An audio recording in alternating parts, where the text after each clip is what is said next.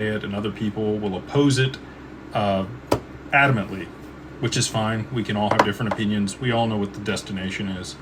But the Clarity Act's not going to cause price appreciation. Actual real-world events where it requires the implementation of this technology, a supply shock to get the price there, and then implementation will be the reason that we see price appreciation for XRP. Once we see adoption for XRP, there are 15 other assets that have also been designated commodities. I think HBAR will do exceptionally well. I think XLM will do exceptionally well. Probably anything in that bucket that's been designated a commodity probably is going to do okay.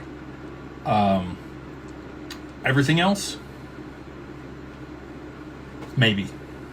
But that's where the opportunity is going to be post-price appreciation also. If you can pick other winners that are still around that do have, upside in a large total addressable market. A lot of people talk about Stronghold. A lot of people talk about Velo. A lot of people talk about Proppy. There's, Hash is another one.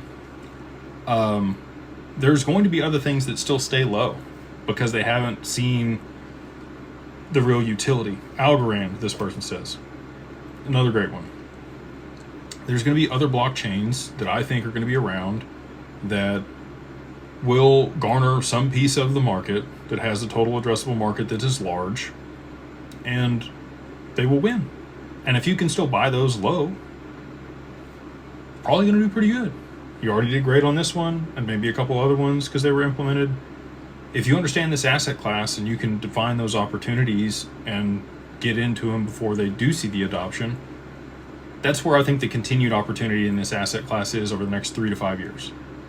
I think in 5-6 years, we're probably going to see this asset class maturing with real world utility and implementation. And that's not to say that we won't continue to see upside. I just think the growth will start to truncate, similar to what you're seeing with Bitcoin at this point. It's on a 15-year run, and the logarithmic moves that we've seen, or percentage moves that we've seen, are significantly truncated on the long end of the arc over the time frame.